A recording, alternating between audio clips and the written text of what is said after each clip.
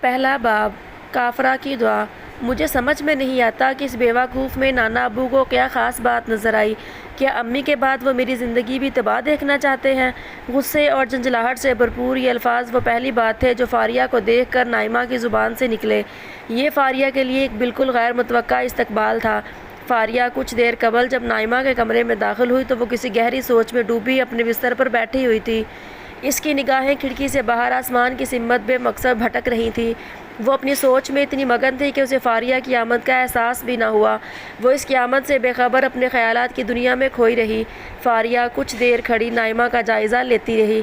اسے نائمہ کے چہرے پر ایک نظر ڈالتے ہی معلوم ہو گیا کہ وہ خیالات کے جس سمندر میں کھوئی ہوئی ہے وہاں ہموار لہریں معجزن نہیں بلکہ تلاطم کی کیفیت برپا ہے۔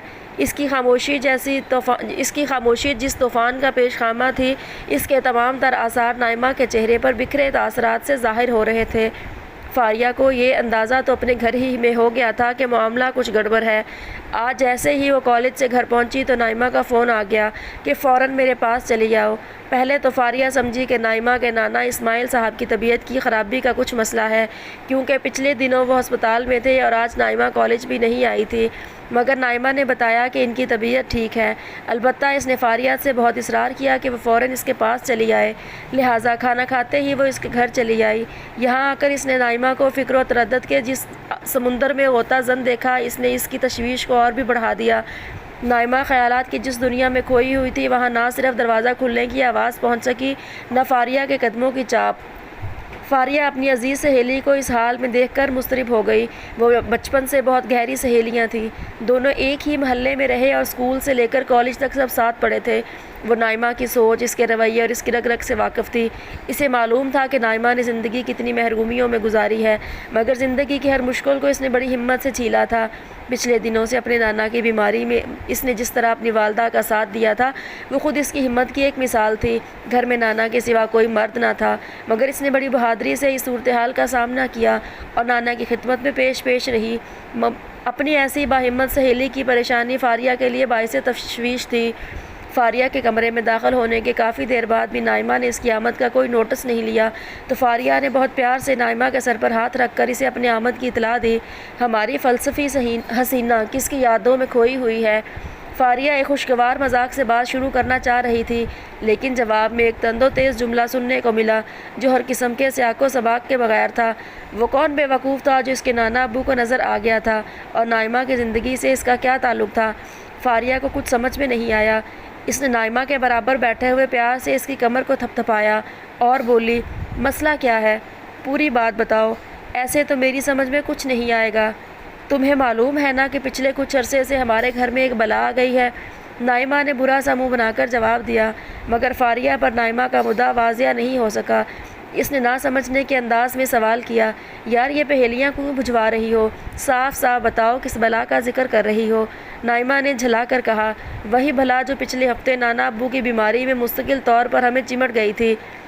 تم عبداللہ بھائی کی بات کر رہی ہو؟ فاریہ پر اب واضح ہو گیا تھا اس کے لب و لہجے میں کس کا ذکر خیر ہو رہا تھا۔ اس نے سوال کی شکل میں اپنی بات کی تصدیق چاہی۔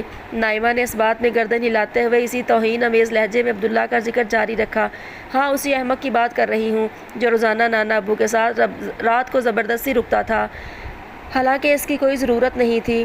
5-7 دن ہسپتال میں اس موصوف نے نانا ابو کی کیا خدمت کر لی کہ وہ اب مجھے کوئی بکری سمجھ کر میری رسی عمر بھر کے لیے اس کے حوالے کرنے پر تل گئے ہیں، اور امی کو بھی انہوں نے قائل کر لیا ہے۔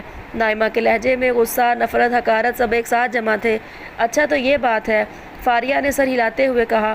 معاملہ اب اس کی سمجھ میں آ چکا تھا۔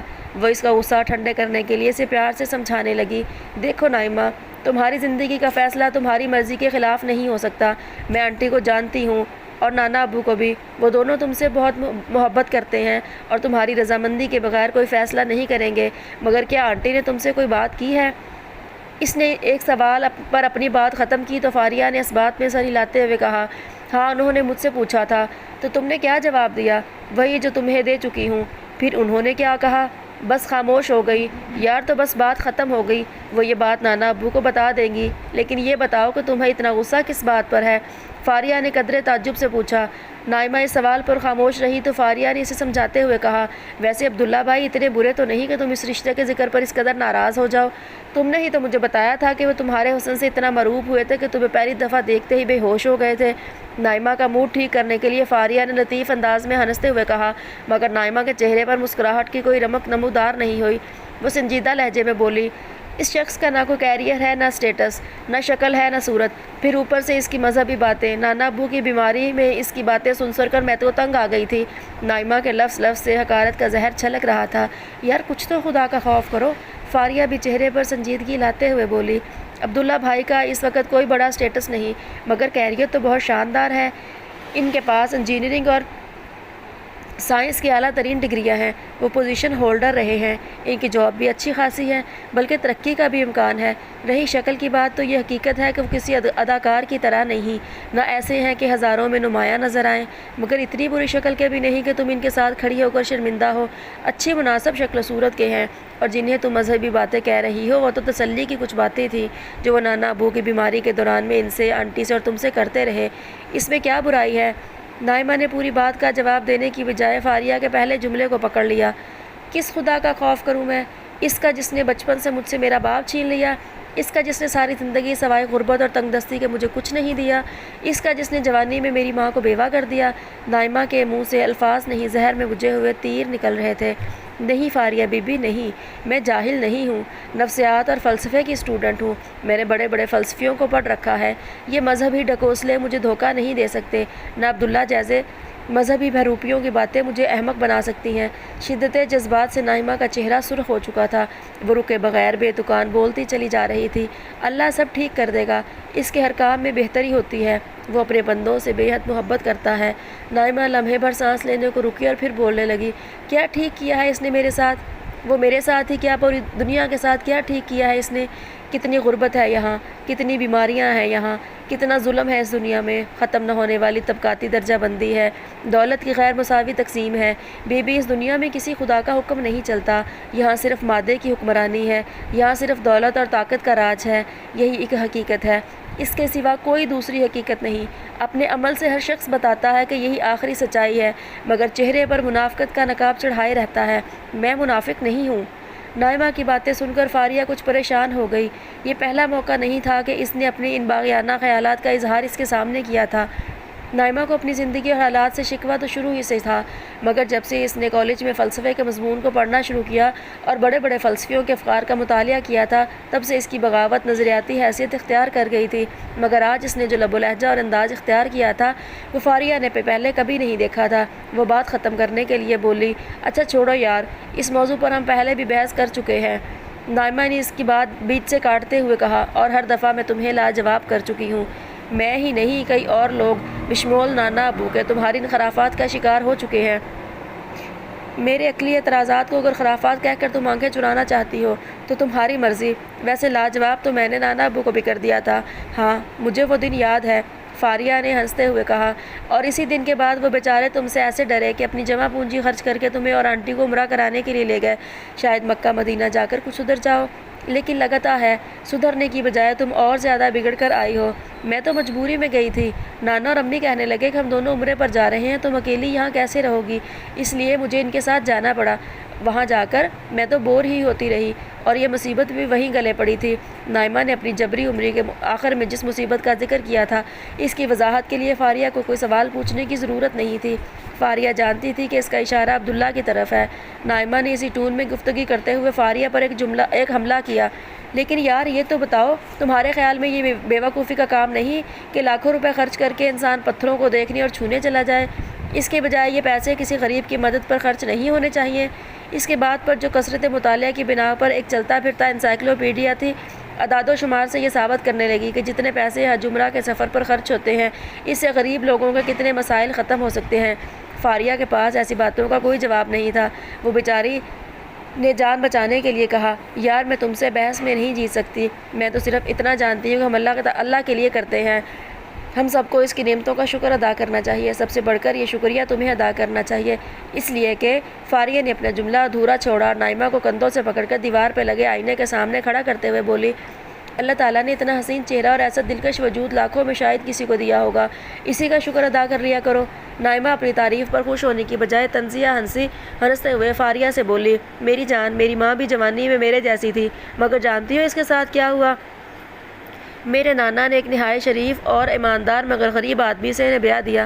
میں 10 مہینے کی تھی کہ میرے والد کا کینسر میں انتقال ہو گیا۔ وہ عین جوانی میں تڑپ تڑپ کر مرے اور میری ماں نوجوانی ہی میں بیوگی کا داغ لیے بیٹھی رہ گئی۔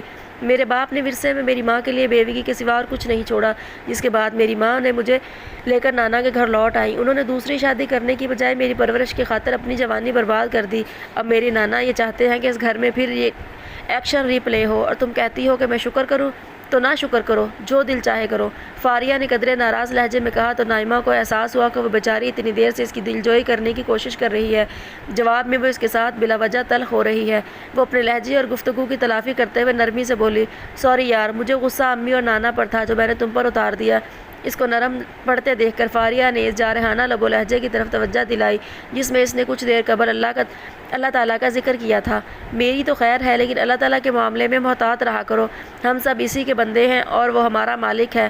چھوڑو یار، یہ سب فضول باتیں ہیں۔ نائمہ ایک دفعہ پھر پٹڑی سے اترنے لگی تو فاریہ نے اسے سمجھایا، دیکھو میری بہن، میں تمہارے جیسی حسین ہوں نہ ذہین، میں ایک عام سی لڑکی ہوں، بلکہ ایوریج سے بھی کم کہو۔ میری منگنی بھی کام سے لڑکے سے ہوئی ہے، لیکن میں بہت خوش ہوں، تم سے کہیں زیادہ خوش ہوں، اس لیے کہ خوشی اس چیز کا نام نہیں کہ ہمیں زندگی میں کیا ملا ہے، بلکہ جو کچھ ملا ہے اسی میں خوش رہنا اصل چیز ہے۔ یہ کامیاب زندگی کا نسخہ ہے جو تم اپنے سارے علم اور ذہانت کے بعد بھی نہیں سمجھ سکی۔ تم ذہین ہو، بہت خوبصورت ہو، مگر اللہ تعالیٰ کی نعمتوں کو بھی تم نے اپنے منفی انداز فکر کی بنا پر اپنے لیے ایک مصیبت بنا لیا ہے۔ نائمہ اس دفعہ خاموش رہی۔ فاریہ نے اپنی بات کو مؤثر ہوتا دیکھ کر بات جاری رکھی، تم تعلیم اور علم میں بہت آگے ہو، ہر دفعہ تمہاری پوزیشن آتی ہے، تم شکل ہی میں خوبصورت نہیں بلکہ اللہ تعالیٰ نے تمہاری شخصیت اور ذوق بھی بہت اچھا بنایا ہے۔ تمہارا لباس، اٹھنا بیٹھنا، انداز گفتگو ہر اس شخص کو متاثر کرتا ہے جو تم سے پہلی دفعہ ملتا ہے۔ تم ان سب نعمتوں کا شکر ادا کیا کرو، شکر سے نعمتیں بڑھتی ہیں، نعمتیں شکر سے نہیں بڑھا کرتی، موقع سے فائدہ اٹھانے سے بڑھتی ہیں۔ نائمہ نے فاریہ کی ساری اخلاقی تلقین کو مادی فلسفے کے 2 جملوں میں برابر کر دیا، اور میں نے فیصلہ کر لیا ہے کہ میں واقعے سے فائدہ اٹھاؤں گی جو قسمت سے مجھے مل گئے ہیں۔ نائمہ نے سوچ سمجھ کر اللہ تعالیٰ کی بجائے قسمت کو اپنا محسن قرار دیا تھا۔ میں ایسی جگہ شادی کروں گی جہاں میرا مستقبل بالکل محفوظ ہو، بہت امیر گھرانہ ہو، بنگلہ، گاڑیاں ہو، ملازم ہو، بینک بیلنس ہو، ہر طرح کی خریداری کے لیے کریڈٹ کارڈ ہوں، فورن ٹرپس ہوں، اور بس۔ نائمہ نے آخری بات کہتے ہوئے آنکھیں بند کر لیں۔ وہ شاید تصوراتی دنیا میں خود کو انہی سب چیزوں کے درمیان دیکھ رہی تھی۔ عبداللہ کے بارے میں نائمہ کے جو جذبات تھے وہ فاریہ کے لیے کسی انکشاف کی حیثیت نہیں رکھتے تھے۔ عبداللہ کے پچھلے کئی مہینوں سے نائمہ کے نانا اسماعیل صاحب کے پاس آنا جانا تھا۔ 3 افراد پر مشتمل اس چھوٹے سے کنبے سے عبداللہ کی ملاقات کچھ عرصہ قبل اس وقت ہوئی جب اسماعیل صاحب اپنی بیٹی آمنہ اور نواسی نائمہ کے ہمراہ عمرہ ادا کرنے گئے تھے۔ عمرہ ادا کرنے کے بعد وہ اپنی فیملی سے بچھڑ گئے تھے۔ عبداللہ نے اس وقت ان کی مدد کی اور اس جگہ تک ان کی رہنمائی کر دی، اور جہاں ان کی بیٹی اور نواسی ان کا انتظار کر رہی تھی۔ یہ ساری باتیں فاریہ کے علم میں نائمہ کے ذریعے سے آئی تھیں۔ واپس آ کر انہوں نے عبداللہ سے رابطہ قائم رکھا اور کئی دفعہ اسے اپنے گھر پر بلایا تھا۔ فاریہ نائمہ کی سہیلی ہی نہیں، اس چھوٹے سے کنبے کے ایک فرد کی طرح تھی، اس لیے وہ بھی عبداللہ سے اچھی طرح واقف ہو چکی تھی۔ نائمہ کے برعکس فاریہ ایک مذہبی ذہن رکھتی تھی، دیگر نوجوانوں کی طرح اس کے ذہن میں بھی بہت سے سوالات تھے۔ اسماعیل صاحب جب عبداللہ سے باتیں کر رہے ہوتے تو وہ بھی کبھی کبھار جا کر بیٹھ جاتی اور عبداللہ سے اپنے ذہن میں پیدا ہونے والے سوالات کا جواب حاصل کرتی۔ وہ عبداللہ کی شخصیت اور شرافت سے بھی بے حد متاثر تھی۔ عبداللہ کے لہجے کا ٹھہراؤ، گفتگو میں متانت، نگاہوں میں حیا اور انداز و اعتبار میں شائستگی وہ چیزیں تھیں جو اسے اس کی عمر کے لوگوں سے بہت مختلف بناتی تھی۔ ان سب سے بڑھ کر عبداللہ کا علم بہت متاثر کن تھا جو اس کی عمر کے اعتبار سے بہت زیادہ تھا۔ ان سب چیزوں کی بنا پر فاریہ عبداللہ کی بہت عزت کرتی تھی، تاہم نائمہ کا معاملہ اس کے برعکس تھا۔ اپنے مذہبی بیزار طبیعت کی بنا پر اسے اول دن ہی سے عبداللہ کی باتوں میں کوئی دلچسپی نہ تھی، اس پر یہ کہ ابتدا ہی میں پیش آنے والا ایک واقعہ تھا، فاریہ جس کی گواہ بھی تھی اور کسی وجہ میں ذمہ دار بھی۔ اس واقعے نے نائمہ کے دل میں عبداللہ کے حوالے سے وہ دراڑ ڈال دی تھی جو آنے والے دنوں میں ایک وسیع خلیج میں تبدیل ہو گئی۔ یہ واقعہ اس وقت پیش آیا جب فاریہ اور نائمہ ایک مشترکہ سہیلی کرن جو نائمہ کے گھر آئی ہوئی تھی کرن انٹرمیڈیٹ کی تعلیم کے زمانے میں فاریہ اور نائمہ کی دوست بنی تھی۔ وہ تھی تو دراصل نائمہ کی ہم ذوق اور اسی کی دوست، مگر نائمہ کے تعلق سے فاریہ سے بھی اس کا ملنا جلنا ہو گیا۔ کرن کے والد ایک کالج میں فلسفے کے پروفیسر تھے۔ وہ مذہب اور اہل مذہب کے سخت خلاف تھے۔ ان کے زیر اثر ان کی بیٹی کرن بھی ایسے ہی خیالات رکھتی تھی اور بڑے فخر سے ان کا اظہار بھی کرتی تھی۔ نائمہ کے لیے اس میں خیر کوئی مسئلہ نہیں تھا، لیکن فاریہ کو یہ باتیں بالکل پسند نہیں آتی تھی۔ باقی بات اگر کچھ مذہبی لوگوں کے منفی رویوں پر تنقید کی ہوتی تو فاریہ کو کوئی مسئلہ نہیں تھا، مگر کرن مذہبی اعمال تو کجا اعتقادات کو بھی اہمیت نہیں دیتی تھی۔ انٹر کے بعد کرن الگ کالج میں پڑھنے لگی، جبکہ نائمہ اور فاریہ ساتھ ہی رہے۔ کالج کے بعد فاریہ نے کرن سے ملنا جلنا باقی نہیں رکھا تھا، لیکن نائمہ سے کرن کے تعلقات باقی رہے اور وہ دونوں کبھی کبھار ملاقات کر لیتی تھی۔ پھر ایک روز نائمہ نے فاریہ کو بتایا کہ کرن کے والد اپنی فیملی کو لے کر ایک مغربی ملک میں شفٹ ہو رہے ہیں۔ جانے سے قبل کرن ان سے ملنے آ رہی تھی، اس لیے بھی وہ ان کے گھر آ جائے۔ چنانچہ فاریہ بھی اس کے گھر آ گئی تاکہ کچھ پرانے دنوں کے حوالے سے گپ شپ ہو جائے اور کرن کو الوداع بھی کہہ سکے۔ یہ ملاقات اس پہلو سے بہت اچھی رہی کہ پرانی کلاس فیلو سے ملاقات ہو گئی، لیکن فاریہ کے لیے کرن سے ملنا کئی پہلوؤں سے بڑا تکلیف دہ تھا۔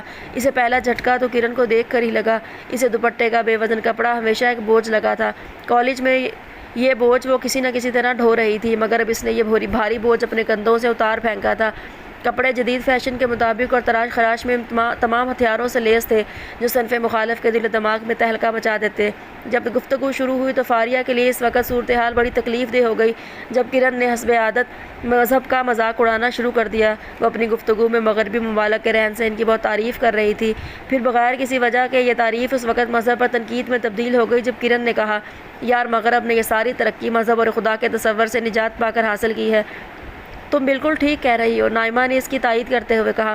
پتہ نہیں ہمارے ہاں وہ وقت کب آئے گا جب لوگ اپنے ایسے فرسوداتہ تصورات سے نجات حاصل کریں گے۔ میں تو مغربی اسکالر کی اس بات پر یقین رکھتی ہوں کہ نسل انسانی تب تک آزاد نہیں ہو سکتی جب تک خدا کے دیے ہوئے اپنے اختیارات واپس نہیں لے لیتی۔ کرن نے ترقی کے ساتھ آزادی کو بھی ایک بے خدا زندگی کا فیض ثابت کرتے ہوئے کہا تو فاریہ سے رہا نہ کیا۔ یار کرن، تم پتہ نہیں کس طرح کے انسان ہو۔ خدا ایک زندہ ہستی ہے جسے فلسفیانہ مشگافیوں سے ختم نہیں کیا جا سکتا۔ تم معصوم ہو فاریہ، تمہیں نہیں معلوم کہ خدا کا تصور انسانوں کی ایجاد ہے۔ کرن نے شفقت آمیز لہجے میں فاریہ کو سمجھایا اور پھر اپنے دعوے کی تائید میں ایک شعر پڑھا۔ خدا کو اہل جہاں سے جب بنا چکے تو نیاز پکار اٹھے، خدا نے ہمیں بنایا ہے۔ کرن کا شعر پوری طرح ختم بھی نہ ہوا تھا کہ دروازے کی گھنٹی بجی۔ فاریہ، جس کے لیے اس نشست میں بیٹھنا مشکل ہو چکا تھا، وہ تیزی سے اٹھتے ہوئے بولی، میں دیکھتی ہوں باہر کون ہے۔ فاریہ نے دروازہ کھولا تو باہر عبداللہ کھڑا ہوا تھا۔ فاریہ کو دیکھ کر وہ حسب عادت مسکرایا اور اپنے مخصوص ٹھہرے ہوئے لہجے میں بولا، السلام علیکم فاریہ، آپ خیریت سے ہیں؟ پھر اس کے جواب کا انتظار کیے بغیر اپنے آنے کا مقصد بیان کرتے ہوئے بولا، مجھے اسماعیل صاحب سے ملنا ہے، کیا وہ گھر پر ہے؟ اس وقت اسماعیل صاحب گھر پر نہیں ہیں۔ فاریہ کو یہ بھی معلوم تھا کہ وہ آمنہ بیگم کے ساتھ باہر گئے ہیں اور رات سے پہلے نہیں آئیں گے، مگر اس وقت وہ کرن کی ناک توڑنا چاہتی تھی اور ناک توڑنے والا شخص اس کے سامنے کھڑا تھا۔ یہ ممکن نہیں تھا کہ وہ عبداللہ کو باہر سے لٹا دیتی۔ اس نے عبداللہ کو اندر آنے کا اشارہ کرتے ہوئے کہا، عبداللہ بھائی، وہ تو گھر پر نہیں ہے لیکن تھوڑی ہی دیر میں آ جائیں گے، اس وقت تک آپ اندر آ کر انتظار کر لیجئے۔ عبداللہ نے ایک لمحے کے لیے سوچا، پھر اس کی رہنمائی میں چلتا ہوا ڈرائنگ روم تک آ گیا۔ اسے اندر آتے دیکھ کر نائمہ نے تیزی سے دوپٹہ سر پر رکھا، البتہ کرن حسب سابق بے تکلفی سے ٹانگ پر ٹانگ چڑھائے بیٹھی رہی۔ فاریہ نے اس کا تعارف کرن سے کراتے ہوئے کہا، یہ عبداللہ بھائی ہے اور یہ کرن ہے، ہماری سابقہ کلاس فیلو۔ پھر اس نے نائمہ کو مخاطب کیا جو اس حیرت اور ناگواری کے ملے جلے تاثرات کے ساتھ گھور رہی تھی، عبداللہ بھائی نانا ابو سے ملنے آئے تھے، وہ تو ہے نہیں، میں نے سوچا ان کے ساتھ ایک کپ چائے ہی پی لی جائے۔ فاریہ ایک لمحے کے لیے رکی اور شرارت بھرے انداز میں مسکراتے ہوئے نائمہ سے بولی، نائمہ مہمانوں کے لیے ذرا چائے تو بناؤ۔ نائمہ فاریہ کی بات سن کر جھنجھلا اٹھی۔ اسے غصہ آ رہا تھا کہ جب نانا ابو گھر پر نہیں ہیں تو فاریہ عبداللہ کو اندر کیوں لے کر آئی، وہ بھی اس وقت جب اس کی پرانی سہیلی اسے ملنے آئی ہوئی تھی۔ لیکن مروت اور لحاظ میں اس وقت وہ کچھ نہیں کہہ سکی۔ چاروں ناچار اسے اٹھنا پڑا۔ وہ جھلائے ہوئے انداز میں کچن کی طرف چلی گئی۔ اس کے جانے کے بعد فاریہ نے ایک صوفے پر بیٹھتے ہوئے عبداللہ سے کہا، آپ بیٹھیے نا۔ عبداللہ بیٹھ گیا اور فاریہ کرن سے عبداللہ کا تفصیلی تعارف کرانے لگی۔ عبداللہ کا تعلیمی اور پیشہ ورانہ تعارف متاثر کن تھا۔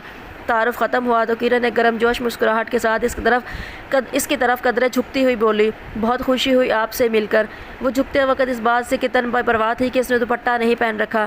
جواب میں عبداللہ نے کہا، مجھے بھی خوشی ہوئی۔ یہ کہتے ہوئے عبداللہ نے نظر اٹھا کر کرن کی طرف دیکھا اور تیزی کے ساتھ نظر جھکا لی۔ اس کے بعد جب تک عبداللہ بیٹھا رہا اس نے نظر اٹھا کر کرن کو نہیں دیکھا۔ خاموشی کا ایک طویل وقفہ آیا، جس کے بعد فاریہ نے جنگ کا میدان ہموار کرتے ہوئے کہا، یار کرن، وہ عبداللہ بھائی کے آنے سے پہلے تم کیا شعر پڑھ رہی تھی؟ کرن نے ایک لمحے کو رک کر غور سے عبداللہ کو دیکھا۔ وہ نظروں ہی نظروں میں عبداللہ کو تول رہی تھی۔ عبداللہ کے جھکے ہوئے سر نے اس کی ہمت بندھائی۔ اس نے پورے اعتماد کے ساتھ شعر دہرا دیا۔ اس کے خاموش ہونے پر فاریہ نے عبداللہ سے کہا، کرن کا خیال ہے کہ خدا کے تصور سے نجات حاصل کیے بغیر ترقی ممکن نہیں۔ کرن کو اپنی بات پر اس قدر اعتماد تھا کہ وہ عبداللہ کا جواب سنے بغیر بولی، مذہب پری ماڈرن ازم میں کائنات کی توجیہ کا ایک طریقہ تھا، مگر اب جب سائنس کی ترقی نے ہمیں بتا دیا ہے کہ یہ کائنات کن فزیکل لاز کی بنیاد پر چل رہی ہے، ہمیں کسی خدا کو ماننے کی ضرورت نہیں ہے۔ کرن کے لہجے میں تحکم اور اعتماد کمال درجے کو پہنچا ہوا تھا۔ اس کے جملوں میں موجود پری ماڈرنزم کے الفاظ یہ بتا رہے تھے کہ وہ انکار خدا کی فکری روایت سے واقف تھی۔ عبداللہ نے جس علمی اور فکری روایت کو کرن سے زیادہ جانتا تھا، تحمل سے اس کی بات سنی اور دھیمے لہجے میں بولا، آپ نے کبھی غور کیا کہ فزیکل لاز کے ہونے کا مطلب یہ نہیں کہ یہاں کوئی خدا نہیں، بلکہ اس کا مطلب یہ ہے کہ یہاں کوئی لا میکر بھی ضرور ہوگا؟ کیا یہ کامن سینس کی بات نہیں؟ کرن اس کا جواب سن کر گڑبڑا گئی۔ اس کے چہرے کے تاثرات سے صاف ظاہر تھا کہ وہ عبداللہ کو جواب دینا چاہ رہی ہے، مگر اس بات کا کوئی فوری جواب اس سے بن نہیں پڑ رہا تھا۔ مگر اب کرن کو اندازہ ہو چکا تھا کہ سر جھکائے بیٹھا ہوا وہ شخص جسے وہ گاؤدی سمجھی تھی اتنا پیدل نہیں تھا۔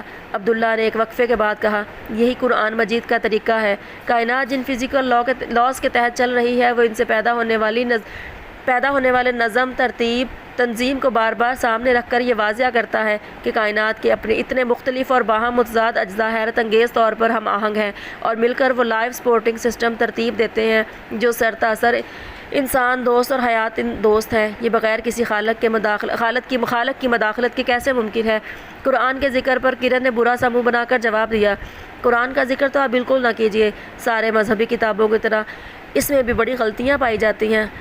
فاریہ، جو کرن کی یہ بات پہلے بھی کئی دفعہ سن چکی تھی، وضاحت کرتے ہوئے بولی، کرن کا کہنا ہے کہ قرآن میں زبان و بیان اور گرامر کی بہت سی غلطیاں ہیں، اس لیے یہ اللہ کا کلام نہیں ہو سکتا۔ فاریہ کی بات پر عبداللہ نے سر اٹھا کر اسے دیکھا اور بولا، کرن صاحبہ تو اللہ تعالیٰ کو بھی نہیں مانتی، اس لیے قرآن کا اللہ کی طرف سے ہونا نہ ہونا ویسے بھی ان کا مسئلہ نہیں ہونا چاہیے، مگر میں یہ بتاتا ہوں کہ یہ دراصل کس کا مسئلہ ہے۔ یہ مسئلہ در حقیقت اسلام مخالف مستشرقین کا مسئلہ ہے، جو اللہ تو مانتے ہیں مگر قرآن کو اللہ کا نہیں مانتے۔ مگر ایسی باتوں کی کمزوری تو 2 منٹ میں واضح ہو سکتی ہے۔ وہ کیسے؟ فاریہ نے اشتیاق کے ساتھ کہا، دیکھیے، قرآن اللہ کا کلام نہیں، یہ ثابت کرنا سب سے زیادہ قرآن مجید کے پہلے مخاطبین مشرکین عرب کے لیے اہم تھا۔ یہ کام سب سے زیادہ آسانی سے وہی کر سکتے تھے، کیونکہ وہ شعر و خطابہ اور ادب و بلاغت کے بادشاہ تھے۔ انہیں یہ کوشش بھی ضرور کرنی چاہیے تھی، کیونکہ وہ اسلام کے بدترین دشمن تھے۔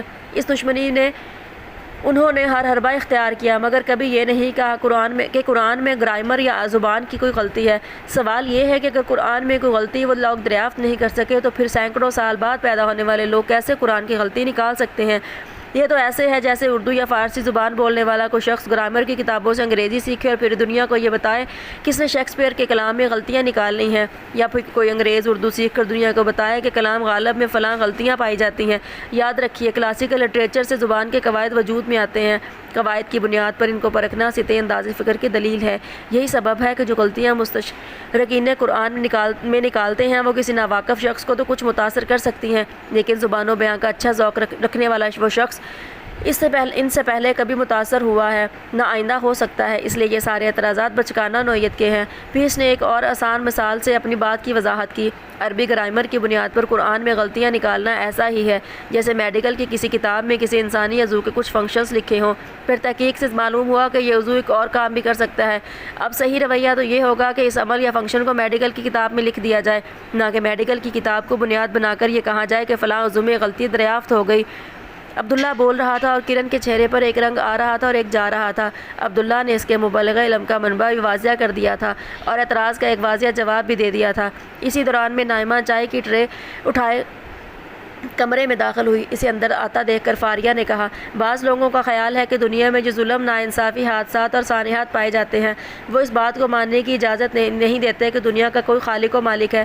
نائمہ چائے رکھ کر خاموشی سے بیٹھ گئی۔ اس کے چہرے پر تناؤ تھا، وجہ صاف ظاہر تھی، یہ اعتراض نائمہ کا تھا۔ عبداللہ نے جھکے ہوئے سر اور دھیمے لہجے میں کہا، یہ دنیا کو آخرت کے بغیر دیکھنے کا نتیجہ ہے۔ اللہ تعالیٰ کے نزدیک اصل دنیا اور اصل اللہ تعالیٰ کے نزدیک اصل دنیا اور اصل زندگی آخرت کی ہے، جبکہ یہ عارضی اور فانی دنیا تو اس نے صرف امتحان کے لیے بنائی ہے۔ اس مقصد کے لیے یہ انسان کو اختیار و آزادی دی گئی ہے، اس اختیار سے ظلم وجود میں آتا ہے۔ اسی طرح امتحان کی غرض سے سانحات و حادثات بھی ہوتے رہتے ہیں، یہ بھی امتحان کی غرض سے دنیا میں رکھے گئے ہیں، مگر یہ حقیقت کا صرف ایک پہلو ہے۔ اس دنیا میں سانحات سے زیادہ انعامات اور مہربانیاں ہیں، انسان کو دونوں طرف دیکھنا چاہیے، نعمت پر شکر اور مصیبت پر صبر کرنا چاہیے۔ جنت اسی کا بدلہ ہے۔ نائمہ خاموشی سے سنتی رہی۔ اس کے اعتراضات کی عمارت برس برس میں تعمیر ہوئی تھی۔ عبداللہ کے چند جملوں کا اس پر کوئی اثر نہیں ہوا، البتہ کرن نے نائمہ کی طرف عبداللہ کا جواب دینا ضروری سمجھا۔ وہ نائمہ کی طرف دیکھتے ہوئے بولی، یہ جنت بھی ایک خیالی تصور ہے، مذہبی یوٹوپیا۔ بھائی یہی وہ باتیں ہیں جو ہمیں دنیا میں ترقی سے محروم رکھتی ہیں۔ آخرت اور خدا کی باتیں کر کے ہم لوگوں نے مذہب کو فیون بنا لیا ہے اور اپنی صلاحیت کو استعمال کرنا چھوڑ دیا ہے۔ کرن نائمہ سے حمایت کی طلبگار تھی، مگر نائمہ دل سے اس سے متفق ہونے کے باوجود خاموش رہی۔ وہ عبداللہ کے سامنے کچھ بولنا نہیں چاہ رہی تھی۔ نائمہ کی بجائے عبداللہ نے اس کی بات کا جواب دیتے ہوئے کہا، جو لوگ ایسا کرتے ہیں وہ غلط کرتے ہیں، مگر اللہ تعالیٰ نے یہ بات تو نہیں کہی کہ اپنی صلاحیت استعمال نہ کرو۔ وہ تو دنیا کے بارے میں بھی اسباب اکٹھا کرنے کا کہتا ہے۔ اس سے بڑھ کر جنت کے متعلق بھی بتاتے ہیں کہ اس میں داخل ہونے کے لیے ضروری ہے کہ انسان راہ خدا میں جدوجہد کرے۔ کرن جنت کے دوبارہ ذکر پر تلملا اٹھی۔ وہ تن کر بولی، ہاں وہی جنت جس کے متعلق شاعر نے کیا خوب کہا ہے، دوزخ کی دیوار پر چڑھ کر میں نے اور شیطان نے دیکھا، سہمی ہوئی حوروں کے پیچھے وحشی ملا بھاگ رہے ہیں۔ پھر اس نے عبداللہ سے کہا، آپ برا مت مانیے گا، مگر آپ کے قرآن میں ہر جگہ حوروں کا ہی تو ذکر ہے۔ کرن کی بات سے عبداللہ کو اندازہ ہو گیا کہ گفتگو اب دلائل کی حدود سے باہر نکل چکی ہے۔ اس نے متانت سے کہا، آپ کی معلومات درست نہیں ہے، قرآن مجید کی 6236 آیات میں صرف 4 مقامات پر حوروں کا ذکر آیا ہے، مگر اس بات کو جانے دیجیے، اہم بات یہ ہے کہ ہمیں ہر حال میں تہذیب اور شائستگی کا دامن تھامے رہنا چاہیے۔ عبداللہ کا اشارہ کرن کے سنائے ہوئے شعر کی طرف تھا۔ جی شائستگی اور تہذیب کا یہ درس آپ پہلے ذرا ملاؤں کو سکھائیں، جو اپنی سے مختلف نقطہ نظر کے لوگوں کو کافر اور واجب القتل قرار دیتے ہیں، جو خود کو سرتہ سرحق اور اپنے سوا ہر ایک کو سراپا باطل سمجھتے ہیں، جو اختلاف رائے برداشت کر سکتے ہیں، نہ کسی اور کا نقطہ نظر کے فرد کو جینے کا حق دینے کے لیے تیار ہیں، جو ان سے اختلاف کرتے بھوکے بھیڑیوں کی طرح اس کے پیچھے لگ جاتے ہیں، اور لگتا ہے کہ آپ مذہبی اختلافات میں سے ایک دوسرے کے خلاف لگائے گئے فتووں، اچھالے گئے کیچڑ اور الزام و بہتان اور فرقہ وارانہ قتل و غارت گری سے واقف نہیں ہے۔ کرن نے تند و تیز لہجے میں بات شروع کی اور ایک طنز پر اسے ختم کیا۔ عبداللہ نے اس کی تند و تیزی کا جواب بہت نرمی اور شائستگی سے دیتے ہوئے کہا، جی مجھے معلوم ہے، میں سب جانتا ہوں، مگر ان کی غیر شائستگی سے میرے اور آپ کے لیے غیر شائستہ ہونے کا جواز پیدا نہیں ہو جاتا۔ دین میں معیار تو رسول خدا صلی اللہ علیہ وسلم کی ذات والا صفات ہوتی ہے، اور میرے نبی نے مجھے تہذیب اور شائستگی ہی سکھائی ہے۔ میں اس کا دامن کبھی ہاتھ سے چھوڑ نہیں سکتا۔ رہے عام انسان تو ان میں ہر طرح کے لوگ ہوتے ہیں۔ پچھلی امتوں میں تو مکمل گمراہی آ گئی تھی، ہمارے ہاں کم از کم ایک گروہ ایمان کی راہ پر اور اعلیٰ اخلاق کے راستے پر کھڑا ہو کر ہمیشہ سچائی کی طرف بلاتا رہے گا۔ ایسے لوگ آج بھی موجود ہیں، آپ ان کو کیوں نہیں تلاش کرتی؟ ہمیں رس چوسنے والی شہد کی مکھی کی طرح بننا چاہیے، جو پھولوں کی تلاش میں رہتی ہے۔ گندگی کی مکھی بننا کسی اعلیٰ انسان کو زیب نہیں دیتا۔ کرن کے پاس ان باتوں کا کوئی جواب نہیں تھا، مگر اس کے چہرے کی بے پرواہی صاف بتا رہی تھی کہ عبداللہ کی بات کا اس کی کوئی اثر نہیں ہوا۔ عبداللہ نے فاریہ سے مخاطب ہو کر کہا، یاد ہے فاریہ، پچھلے دنوں میں نے آپ کے ایک سوال کے جواب میں کہا تھا کہ مسلمان سمجھتے ہیں کہ ہم صرف عمل کی آزمائش میں ہیں، فکر اور عقیدے کا مشکل ترین امتحان صرف غیر مسلموں کا مقدر ہے۔ فاریہ نے سر ہلاتے ہوئے کہا، جی مجھے یاد ہے، آپ نے کہا تھا کہ مسلمانوں کا اصل المیہ یہ ہے کہ ہم فکر و ایمان کے امتحان کو یہود و نصارہ کا مسئلہ سمجھتے ہیں، حالانکہ ہمارے لیے بھی یہ امتحان جاری ہے۔ دوسروں کے لیے اس کا مطلب ایمان قبول کرنا ہے، اور ہمارے لیے اس کا مطلب سچائی قبول کرنا ہے۔ ہماری اکثریت اپنے مطلب کی حد تک سچائی قبول کرنے میں دلچسپی رکھتی ہے۔ جو سچائی ہمارے تعصبات کے خلاف ہو، ہمیں اس میں کوئی دلچسپی محسوس نہیں ہوتی، بلکہ اکثر تو ہم اس سچائی کے دشمن ہو جاتے ہیں۔ فاریہ کا اشارہ بالکل واضح تھا، مگر عبداللہ اب اس بحث و مباحثے کو ختم کرنا چاہتا تھا، اس لیے اس نے گفتگو کا رخ بدلتے ہوئے نائمہ سے پوچھا، اسماعیل صاحب کب تک آئیں گے؟ وہ اور امی کام سے گئے ہیں، رات تک آئیں گے۔ نائمہ نے اصل بات بتا دی جو فاریہ نے چھپا لی تھی۔ عبداللہ یہ سنتے ہی کھڑا ہو گیا، اچھا تو میں پھر بعد میں آؤں گا، انہیں میرا سلام کہیے گا۔ آپ چائے تو پی لیجئے، فاریہ نے اسے روکتے ہوئے کہا تو اس نے جواب دیا، نہیں شکریہ، میں خواہ آپ لوگوں کی نشست میں دخل ہو گیا، معذرت چاہتا ہوں۔ اس نے نائمہ کی طرف دیکھ کر کہا، مگر وہ خاموش رہی۔ نائمہ کو اس بات کا سخت افسوس تھا کہ اس کی سہیلی کرن ان کے گھر آخری دفعہ ملنے آئی تھی۔ اس کے لیے ایک ناگوار صورتحال پیدا ہو گئی تھی۔ عبداللہ اٹھ کر کمرے سے باہر گیا تو فاریہ بھی اسے دروازے تک چھوڑنے باہر چلی گئی۔ اس کے جانے کے بعد کرن نائمہ سے بولی، یہ آدمی بظاہر تعلیم یافتہ ہے مگر اندر سے ایک جاہر مولوی کے سوا کچھ نہیں۔ میں تو لحاظ کر گئی کہ تمہارا مہمان ہے، ورنہ ایسا مزہ چکھاتی کہ ہمیشہ یاد رکھتا۔ کرن نے اپنا غصہ عبداللہ پر اتارتے ہوئے کہا، ہاں تم صحیح کہتے ہو، مذہب افیون کا نشہ بن کر ان لوگوں کے رگوں پے میں اترا ہوتا ہے۔ نائمہ عبداللہ اور کرن کی گفتگو کے بیشتر حصے میں موجود نہیں تھی، مگر فکری طور پر وہ کرن کی طرف ہی تھی، اس لیے اس نے کرن کی ہاں میں ہاں ملاتے ہوئے کہا، یار یہ صاحب ہیں کون اور تمہارے گھر کا رخ کیسے کر لیا؟ کرن نے معنی خیز انداز میں نائمہ سے سوال کیا۔ یہ میرے نانا ابو کے چہیتے ہیں اور انہی سے ملنے آتے ہیں، نائمہ نے ناگواری کے ساتھ جواب دیا۔ مگر یار تم بچ کر رہنا، کہیں یہ اجڑ ملا ہماری روحوں سے زیادہ حسین نائمہ کے پیچھے نہ لگ جائے اور پھر تم اس سے سہمی نہ بھاگ رہی ہو، کرن نے بےہودہ انداز میں کہکا مار کر کہا۔ نائمہ نے کوئی جواب نہیں دیا، مگر چہرے کے تاثرات سے واضح تھا کہ اس کے دل میں عبداللہ کے لیے ناپسندیدگی کے جذبات پیدا ہو چکے تھے۔ اس واقعے کے تقریباً 2 ہفتے بعد ایک روز اچانک نائمہ کے نانا اسماعیل صاحب کے سینے میں درد اٹھا۔ اس دن اتفاق سے عبداللہ ان سے ملنے آیا ہوا تھا۔ اسماعیل صاحب اکثر عبداللہ کو اپنے گھر بلا لیتے تھے۔ انہیں عبداللہ کی شکل میں ایک بہت قابل اور نیک نوجوان نظر آیا تھا، جو عام نوجوانوں کے برعکس بہت ذمہ دار، باشعور اور بااخلاق تھا۔ بلا شبہ قدرت نے عبداللہ کو غیر معمولی شخصی خوبیوں سے نوازا تھا۔ بے شک ذہانت اور صلاحیت کی بنیاد پر اسے اسکول کے زمانے ہی میں اسکالرشپ ملتی رہی۔ یوں ماں باپ کے سائے سے محروم ہونے کے باوجود وہ اعلیٰ تعلیم حاصل کرنے میں کامیاب ہو گیا تھا۔ تعلیم کے فوراً بعد ایک بہترین جاب سے وہ اپنے کیریئر کا آغاز کر چکا تھا اور ترقی کی سڑیوں پر کامیابی سے چڑھ رہا تھا۔ زندگی غموں اور خوشیوں کی دھوپ چھاؤں کا نام ہے۔ سارے آثار یہ تھے کہ زندگی کی تپتی دھوپ سہنے کے بعد اب خوشیوں کی ردا اس پر سایہ فکن ہونے والی تھی۔ عمرے کے سفر پر عبداللہ نے برسات سے قبل چلنے والی ٹھنڈی ہواؤں کو اپنے وجود کا احاطہ کرتے محسوس کر لیا تھا۔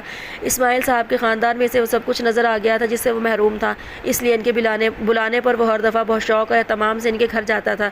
دوسری طرف اسماعیل صاحب کو بھی اس نوجوان کی شکل میں اپنی اولاد نیرینا کی کمی کا احساس دور ہوتا دکھائی دے رہا تھا۔ عبداللہ میں انہیں وہ ذمہ داری اور صلاحیت نظر آتی تھی جس کی بنیاد پر ان کا ارادہ تھا کہ وہ اپنی نواسی اور بیٹی کی ذمہ داری اس کو سونپ کر اطمینان سے دنیا سے رخصت ہو سکتے تھے۔ اس روز بھی وہ اسماعیل صاحب کے بلانے پر آفس سے واپس آتے ہوئے ان کے گھر آ گیا تھا۔ وہ ڈرائنگ روم میں بیٹھا کافی دیر سے ان کا انتظار کر رہا تھا، مگر وہ نہیں آئے۔ پھر ان کے صاحبزادی آمنہ بیگم نے بتایا کہ ان کے سینے میں درد اٹھ رہا ہے۔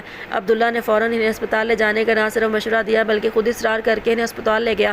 وہاں معلوم ہوا کہ اسماعیل صاحب کو ہلکا سا ہارٹ اٹیک ہو چکا ہے۔ ڈاکٹروں نے انہیں تفصیلی معائنے اور احتیاط کے پیش نظر ہسپتال میں داخل کر لیا۔ اس خاندان کے واحد کفیل اور سرپرست اسماعیل صاحب تھے۔ جب وہ خود ہسپتال آ گئے تو ایک مسئلہ پیدا ہو گیا۔ مالی طور پر تو کچھ نہ کچھ انہوں نے برے وقت کے لیے پس انداز کر رکھا تھا، مگر ایسے مسائل سے نمٹنے کے لیے ایک مرد کا ہونا بہت ضروری تھا۔ اس کمی کو عبداللہ نے بہت خوبی سے نبھایا۔ وہ دن میں بھی اپنے دفتر جاتا اور رات بھر ان کے ساتھ اسپتال میں رکتا۔ صبح کے وقت آمنہ بیگم آ جاتی اور دوپہر سے شام تک نائمہ ان کے ساتھ رکتی۔ نائمہ ایک بہت پراعتماد اور حوصلہ مند لڑکی تھی۔ اسے یقین تھا کہ وہ اس مسئلے کو تنہا بہت اطمینان کے ساتھ ہینڈل کر سکتی ہے۔ عبداللہ ویسے بھی اسے شروع ہی سے ناپسند تھا۔ اس نے بہت منع کیا کہ وہ رات کو نہ رکے، مگر عبداللہ کا اصرار تھا کہ رات کو وہی رکے گا۔ اسماعیل صاحب نے اس کی تائید کی اور نائمہ کی والدہ آمنہ بیگم نے بھی اس کے ہونے کو غیبی مدد سمجھا۔ یہ اسپتال کے ان دنوں میں وہ اس خاندان سے قریب ہوتا چلا گیا، سوائے نائمہ کے جس کے دل میں ہر گزرتے دن کے ساتھ عبداللہ کی ناپسندیدگی بڑھتی جا رہی تھی۔ اس ناپسندیدگی کا سبب بھی ان دنوں میں نائمہ پر واضح ہونے لگا تھا۔ یہ عبداللہ کے اندر موجود اللہ تعالیٰ کی گہری محبت تھی جو بات بے بات پر اس کی زبان پر اللہ کا نام لے آتی تھی۔ نائمہ کو اس نام سے چڑ تھی۔ جب اللہ کے نام سے چڑ تھی تو عبداللہ کے متعلق اس کی رائے کیسے مختلف ہو سکتی تھی؟ یہ اسماعیل صاحب کا ہسپتال میں چوتھا دن تھا۔ پہلے ان کی انجیوگرافی ہوئی جس کے فوراً بعد ڈاکٹروں نے ان کی انجیوپلاسٹی کر دی۔ اب ان کی حالت خطرے سے باہر ہو چکی تھی اور وہ خود کو بہت بہتر محسوس کر رہے تھے، مگر 4 دن کی فکر اور بے آرامی کے سبب آمنہ بیگم آج خود کو کچھ بہتر محسوس نہیں کر رہی تھی۔ سیانے ٹھیک کہتے ہیں کہ بیماری فرد پر نہیں پورے گھرانے پر آتی ہے۔ یہ اسماعیل صاحب کے گھرانے کے ساتھ ہوا تھا۔ بیمار تو وہ ہوئے تھے مگر نائمہ اور آمنہ بیگم بھی مکمل بے آرامی کی زد میں تھے۔ سب سے زیادہ بے آرام عبداللہ تھا، مگر اس کا کیا ذکر، اس نے یہ ذمہ داری رضاکارانہ طور پر لی تھی۔ پھر وہ اور نائمہ نوجوان تھے، اس بے آرامی کو قدر ہمت سے چھیل گئے، مگر آمنہ بیگم پر آج اس بے آرامی کا اثر ہو چکا تھا۔ اپنے والد کی طرف سے انہیں فکر بھی بہت تھی۔ یہ بھی اندیشہ تھا کہ ان کے باپ کو کچھ ہو گیا تو ان 2 خواتین کے لیے مشکل زندگی اور مشکل ہو جائے گی۔ اس فکر و بے آرامی نے آج انہیں کچھ بیمار کر دیا تھا، اس لیے رات ہونے کے باوجود وہ ابھی تک ہسپتال نہیں آئی تھی، ورنہ ان کا معمول تھا کہ عبداللہ کے آنے کے بعد رات کے وقت نائمہ کو ہسپتال سے گھر لے جانے کے لیے وہ خود آتی تھی۔ اس وقت نائمہ ہسپتال میں نانا ابو کے پاس بیٹھی انہیں کا انتظار کر رہی تھی۔ تھوڑی دیر قبل عبداللہ آ چکا تھا۔ عبداللہ کے لیے نائمہ کی قربت ایک خوشگوار تجربہ ہوتا تھا، مگر نائمہ کا معاملہ اس کے بالکل برعکس تھا۔ اس نے عبداللہ کے آتے ہی گھڑی دیکھنا شروع کر دی۔ اسے گھر جانے کی جلدی نہیں تھی۔ اس کا اصل مسئلہ یہ تھا کہ عبداللہ کے ساتھ ایک لمحہ بیٹھنا بھی اس پر گراں گزرتا تھا۔ نائمہ کو چند دنوں میں یہ تجربہ ہو گیا تھا کہ یہ شخص بیماری کو اتنا گلیمرائز کرتا تھا کہ صحت مند شخص کو بھی اپنے آپ کو بیمار دیکھنے کی خواہش پیدا ہو جاتی۔ بیماری کا اجر، اللہ کی قربت، گناہوں کی معافی اور پیغمبروں کی بیماریوں میں صبر کے واقعات جب وہ سنانے لگتا تو آمنہ بیگم اور اسماعیل صاحب سر دھنتے اور نائمہ کا دل چاہتا کہ اپنی جوتی اٹھائے اور اس کے سر پر مار دے۔ کبھی کبھی اس کا دل چاہتا ہے کہ کسی طرح عبداللہ کو ہسپتال کی تیسری منزل سے نیچے دھکا دے دے تاکہ اس کی ٹانگیں ٹوٹ جائیں، پھر وہ مہینہ بھر ہسپتال میں رہے، اپنے آپ کو یہ سارے مذہبی قصے جنہیں نائمہ خرافات کہتی تھی سناتا رہے۔ آج کا دن نائمہ کے لیے بہت غنیمت تھا کہ ابھی تک عبداللہ خاموش تھا۔ اس کا ایک سبب شاید یہ تھا کہ آمنہ بیگم ابھی نہیں آئی تھی، کیونکہ اپنا دکھڑا وہی روتی تھی اور تسلی کی باتیں بھی عبداللہ انہی سے کرتا تھا۔ تاہم پھر بھی نائمہ کو عبداللہ کا وجود گراں گزر رہا تھا، اس لیے وہ اٹھ کر باہر چلی گئی۔ کافی دیر تک جب نائمہ نہ لوٹی تو اسماعیل صاحب نے عبداللہ سے کہا، بیٹا ذرا جا کر نائمہ کو دیکھو، وہ کہاں رہ گئی ہے۔ عبداللہ اس بات میں سر ہلاتے ہوئے اٹھا اور نائمہ کی تلاش میں ادھر ادھر دیکھتا ہوا وارڈ سے باہر آ گیا۔ وہ یہی پہنچا تھا کہ نائمہ فاریہ کے ساتھ کھڑی ہوئی نظر آئی۔ فاریہ نے بھی عبداللہ کو دیکھ لیا تھا اور وہ عبداللہ سے بہت تپاک سے ملتے ہوئے بولی، السلام علیکم عبداللہ بھائی، آپ کیسے ہیں؟ میں یہاں لینے تو نائمہ کو آئی ہوں، مگر خواہش یہ بھی تھی کہ آپ سے ملاقات ہو جائے، سو اللہ نے یہ خواہش بھی پوری کرا دی۔ عبداللہ نے بھی اسی گرم جوشی سے جواب دیا، میں الحمدللہ بالکل ٹھیک ہوں، لیکن پہلے یہ بتائیے کہ آج نائمہ کو لینے آنٹی کیوں نہیں آئی؟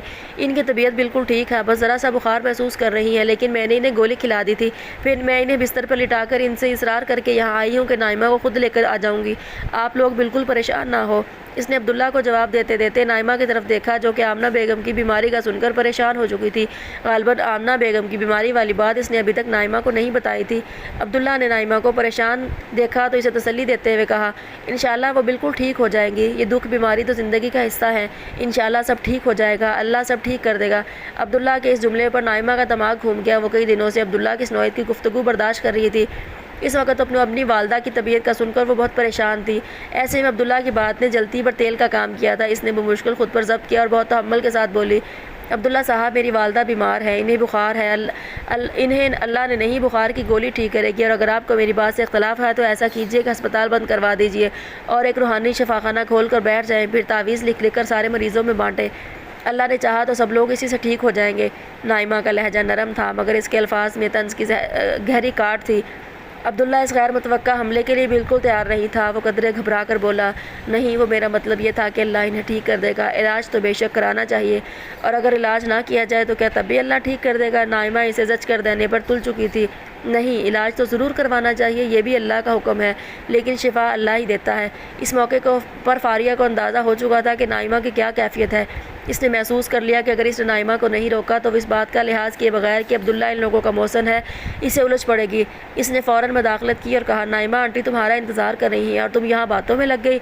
پھر وہ عبداللہ سے مخاطب ہو کر بولی، عبداللہ بھائی، تھینک یو ویری مچ، آپ نانا ابو کو بتا دیجیے گا کہ نائمہ میرے ساتھ چلی گئی ہے، آنٹی کی طبیعت کا کچھ نہ کہیے گا، وہ انشاءاللہ صبح تک بالکل ٹھیک ہو چکی ہوں گی۔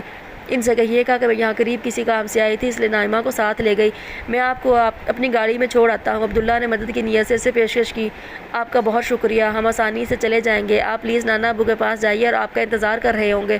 عبداللہ کی بات کا جواب اس وقت نائمہ نے دیا۔ غالباً اسے احساس ہو چکا تھا کہ وہ بغیر کسی وجہ سے عبداللہ سے بدتمیزی کر رہی تھی۔ نائمہ کا شکریہ عبداللہ کے لیے نعمت غیر مترکبہ تھا۔ وہ انہیں اللہ حافظ کہہ کر خوش خوش واپس لوٹ گیا۔ نائمہ میں یہ مذہب بیزاری اور خدا دشمنی پہلے دن سے نہیں تھے، اس کے بہت سے عوامل تھے جنہوں نے نائمہ کو اس قدر تلخ بنا دیا تھا کہ اس کی ذاتی زندگی محرومیوں سے عبارت تھی۔ وہ ایک بے حد حساس اور ذہین لڑکی تھی، اس کے بہت سے سوالات تھے مگر عقلی جواب کہیں نہیں تھے۔ آخرکار اپنے جوابات کی تلاش میں وہ فلسفے کی دہلیز تک جا پہنچی۔ انٹرمیڈیٹ کالج میں کرن کی صحبت نے اسے فلسفے اور ملحدانہ نظریات سے روشناس کرا دیا۔ کرن ایک سطحی علم کی لڑکی تھی اور سطحی ہی رہی، مگر نائمہ کا مطالعہ بہت گہرا تھا۔ انٹر کے بعد گریجویشن میں اس نے فلسفے اور نفسیات بطور اختیاری مضامین کے لے لیے۔ اس پر علم کی کئی نئی دنیایں کھل گئیں۔ نائمہ کی زندگی میں محرومیوں اور جو شکایت بھرتی تھی، یہ فلسفے کی تعلیم نے شکایت کو ایک فکری زبان اور عملی اعتماد بخش دیا تھا۔ ایک طرف ذاتی محرومی اور فلسفیانہ افکار کی تعلیم تھی تو دوسری طرف اس نے معاشرے میں جتنی بھی مذہبیت دیکھی تھی وہ بس کچھ ظاہری چیزوں تک محدود تھی۔ والدہ اور نانا کو بچپن سے نماز روزہ کرتے دیکھا تھا۔ شروع میں وہ بھی یہ سب کرتی تھی، لیکن جیسے جیسے شعور آیا ذہن ان چیزوں سے دور ہوتا گیا۔ نماز اب وہ اکثر چھوڑ دیتی تھی، اور کبھی پڑھتی تو اماں اور نانا کے اصرار پر ان کی خوشی کی خاطر پڑھ لیتی، البتہ روزے سالانہ رسم کے طور پر اب بھی پورے رکھتی تھی۔ گو اس میں بھی نائمہ کا نقطہ نظر تھا کہ اس طرح غریبوں کو دکھ درد کا زیادہ احساس ہوتا ہے۔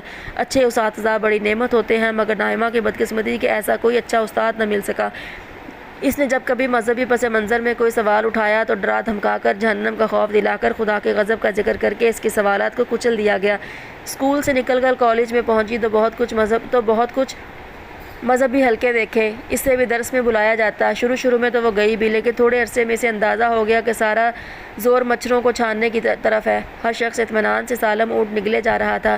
چند ظاہری اعمال ایمان کا اصل معیار بن چکے تھے اور بڑے بڑے اخلاقی اعمال ناقابل تذکرہ تھے۔ اس نے دیکھا کہ مذہب کے نام پر کھڑے کم و بیش تمام لوگ وہی کچھ کر رہے تھے جو باقی لوگ کرتے ہیں، یعنی اپنا مفاد اور اپنا بچاؤ سب سے پہلے، چاہے اخلاقیات کتنی بھی پامال کیوں نہ ہو جائے۔ جیسے دوسرے لوگوں کے دل نفرت، کینے، بغض اور عداوت سے بھر جاتے ہیں، ویسے ہی یہ لوگ بھی ہیں جیسے غیبت، چغل خوری، جھوٹ، الزام، بہتان اور دروغ گوئی، حسد اور تکبر کا شکار دوسرے لوگ ہوتے ہیں، ایسے ہی یہ بھی ہیں۔ اس نے دوران تعلیم اہل مذہب کے نقطہ نظر کا باقاعدہ مطالعہ کیا تو اس پر یہ انکشاف ہوا کہ سارے مذہبی فرقے ایک دوسرے کو کافر اور گمراہ سمجھتے ہیں۔ ہر گروہ اپنے آپ کو واحد سچائی کے طور پر پیش کرتا ہے۔ ہر مذہبی گروپ کی یہ کوشش تھی کہ کسی طرح لوگوں کو گھیر کر اپنے ساتھ ملایا جائے اور جو ایک ساتھ آ جائے اس کو تعصب اور ذہنی جمود کی زنجیروں میں اس طرح جکڑا جائے کہ وہ کسی اور کی بات سننے اور سمجھنے کے قابل ہی نہ رہے۔ اس مقصد کے لیے دوسروں کو بدنام کرنا، ان کی بات کو غلط طریقے سے پیش کرنا، ان کی طرف جھوٹ منسوب کرنا، ان کے خلاف فتوے دینا اور ان کے ایمان پر حملے کرنا ایک معمول کی بات تھی۔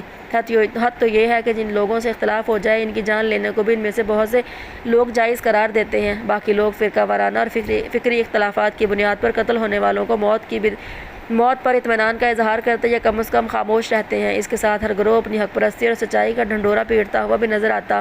مذہب کی اس دنیا میں خدا کی حیثیت ایک قومی مذہبی دیوتا کی تھی جسے عام انسانوں کو ڈرانے کے لیے بطور ہتھیار استعمال کیا جاتا تھا۔ اس قومی دیوتا کے نام پر کھڑے لوگ مفاد یا اختلاف کے ہر موقع پر اخلاقی اقدار کو مکمل طور پر بھول کر بالکل عام انسانوں جیسا معاملہ کرتے تھے۔ مادیت کی دوڑ میں ہر شخص لگا ہوا تھا۔ کچھ لوگ اللہ کا نام لے کر یہ کرتے اور باقی لوگ اس کا نام لیے بغیر اس ریس کا حصہ بنے ہوئے تھے۔ اس نے ایک دو دفعہ اس نوعیت کی باتیں کچھ لوگوں سے کہنے کی کوشش کی تو نائمہ کے خلاف ایسا پروپیگنڈا کیا گیا کہ وہ پورے کالج میں بے مذہب اور ملحد مشہور ہو گئی۔ کچھ نے اسے مغربیت سے مرعوب اور اسلام دشمن قرار دے دیا۔ نائمہ اس پروپیگنڈے پر حیرت سے دھنگ رہ گئی۔ اس کے دل میں مذہب اور اہل مذہب کے خلاف اتنا شدید غصہ پیدا ہوا کہ اسے مذہب ایک گالی اور خدا کا تصور، مذہبی لوگوں کا کھڑا ہوا ایک فسانہ محسوس ہونا شروع ہو گیا۔ اس کے بعد نائمہ کی آخری پناہگاہ مغربی فکر و فلسفہ تھا۔ وہ رفتہ رفتہ اس سے متاثر ہوتی چلی گئی۔ اسے محسوس ہوا کہ وہ مادیت پسند بہتر ہے جو فلسفیانہ سطح پر مادیت کا اقرار کر کے اس دوڑ میں حصہ لیتے ہیں، بنسبت ان لوگوں کے جو نام تو خدا کا لیتے ہیں مگر ان کے دل مفاد اور انات سے بھرے ہوئے ہیں۔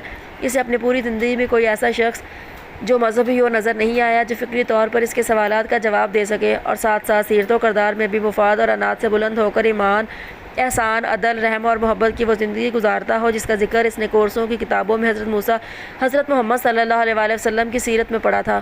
چنانچہ یہ یقین بڑھتا چلا گیا کہ مذہب ایک فریب ہے، خدا کا وجود مذہبی لوگوں کا کھڑا ہوا ایک جال ہے جس کے تانے بانے توہمات کی ڈوریوں سے باندھے جاتے ہیں اور جس میں گرفتار لوگوں کو عقیدت اور خوف کی دوہری زنجیروں میں جکڑ کر انہیں مذہبی اور ذہنی نفسیاتی طور پر غلام بنا لیا جاتا ہے۔ حقیقت وہی ہے جسے زیادہ تر مادیت پسند فلسفی بیان کرتے ہیں، یعنی یہ کائنات اندھے بہرے مادے کی کارستانی ہے، دنیا کی کامیابی اور ترقی ہی اصل چیز ہے۔ تاہم اچھے اہل علم کو پڑھنے کے نتیجے میں وہ خود اپنی طبیعت کی بنا پر نائمہ اخلاقی طور پر بہت پختہ تھی۔ وہ باحیا تھی، بہت باوقار اور شائستہ تھی، حتی الامکان لوگوں کی مدد کرتی اور ان کے ساتھ اچھی طرح پیش آتی۔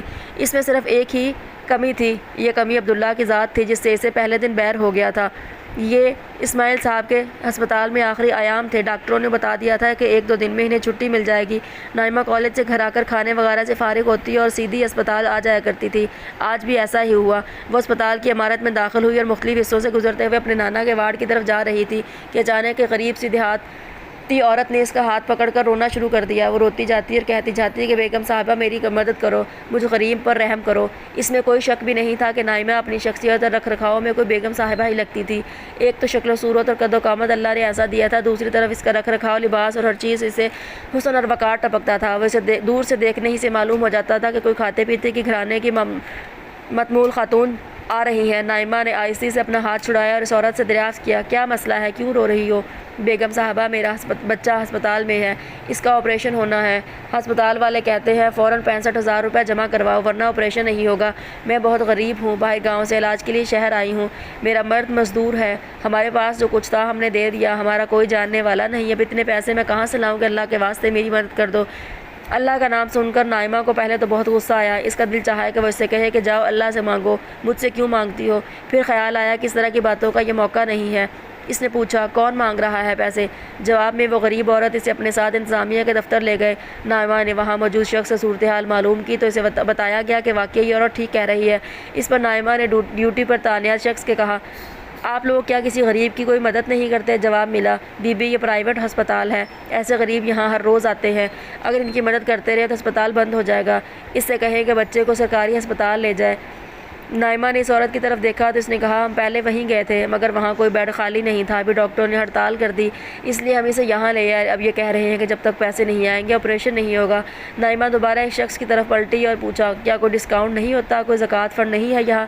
زکوٰۃ فنڈ سے بھی مدد کر دی اور ڈسکاؤنٹ بھی دے دیا، اس سے زیادہ کچھ نہیں کر سکتے، چاہے بچہ مر جائے۔ نائمہ نے جھلا کر کہا تو جواب ملا، ہسپتال میں لوگ مرتے بھی ہیں، ویسے آپ کو اتنا ہی درد ہے تو خود مدد کریں، آپ خود بھی کھاتے پیتے گھرانے کی لگتی ہیں۔ نائمہ نے ایک لمحے کو سوچا، ایک لمحے میں وہ اپنی مجبوریوں اور وسائل کا حساب کر رہی تھی، پھر فیصلہ کن لہجے میں بولی پیسے 1 گھنٹے میں مل جائیں گے، آپ ٹریٹمنٹ شروع کریں۔ یہ کہہ کر وہ عورت کی طرف پلٹی اور کہا مائی تم یہی رکو، میں 1 گھنٹے میں آتی ہوں۔ وہ ہسپتال سے نکلی اور گھر روانہ ہو گئی۔ راستے میں والدہ کو فون پر اس نے بتا دیا کہ اسے کچھ دیر ہو جائے گی، وہ پریشان نہ ہو۔ گھر پہنچ کر اس نے اپنی الماری کھولی اور جیولری کے ایک باکس کو نکالا، اس میں ایک انتہائی بیش قیمت اور خوبصورت لاکٹ رکھا ہوا تھا۔ لاکٹ سونے کا تھا اور سونے کی ایک موٹی چین میں لگا ہوا تھا۔ اس لاکٹ پر نائمہ کے نام کا پہلا لفظ این بہت خوبصورتی کے ساتھ تھا۔ نائمہ نے میٹرک میں پورے اسکول میں ٹاپ کیا تھا، جس پر اس کے نانا نے خوش ہو کر یہ لاکٹ بنوا کر دیا تھا۔ نائمہ کو یہ لاکٹ اور اس کا ڈیزائن بہت پسند تھا، وہ اسے عام طور پر کسی تقریب کے موقع پر بڑے اہتمام سے پہنتی تھی۔ نائمہ نے اس لاکٹ کو ہاتھ میں اٹھایا، کچھ دیر تک دیکھتی رہی، پھر ایک گہری سانس لے کر اس نے لاکٹ اپنے پرس میں رکھا اور تیزی سے چلتی ہوئی گھر سے روانہ ہو گئی۔ 1 گھنٹے کے اندر وہ دوبارہ ہسپتال میں اسی جگہ کھڑی تھی اور اس عورت کی طرف سے 65,000 روپے جمع کروا رہی تھی۔ عورت اس کے ساتھ ہی تھی۔ جب وہ پلٹی تو دیکھا کہ عورت شکر گزاری کے احساس کے ساتھ رو رہی ہے، وہ جھولیاں بھر بھر کے اسے دعائیں دے رہی تھی، بیٹی اللہ تجھے خوش رکھے، تجھے کسی شہزادے سے بیاہ دے، تو کسی سردار کی بیوی بنے، تجھے دونوں جہان کی عزت ملے۔ بیٹی میں تیرا شکر کیسے ادا کروں، غریب کے پاس دعا کے سوا اور کیا ہوتا ہے۔